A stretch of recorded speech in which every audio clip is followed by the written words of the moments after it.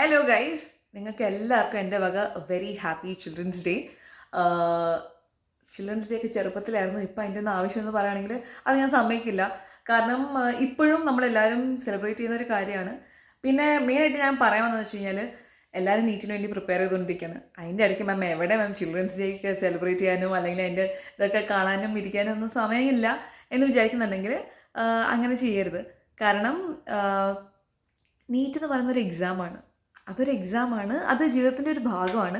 അതിനെ അങ്ങനെ ട്രീറ്റ് ചെയ്യുക. എല്ലാവർക്കും ഒരുപാട് സ്ട്രെസ് ഉണ്ട്, ഒരുപാട് ടെൻഷൻ ഉണ്ടെന്നൊക്കെ എനിക്കറിയാം. പക്ഷേ അതൊന്നും കാര്യമാക്കാതെ നമ്മളെ കൊണ്ട് ചെയ്യാൻ പറ്റുന്നതിൻ്റെ മാക്സിമം നമ്മൾ ചെയ്യുക. Okay, hard work is important.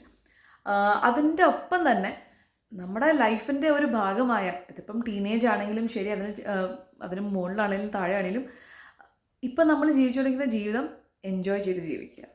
Okay.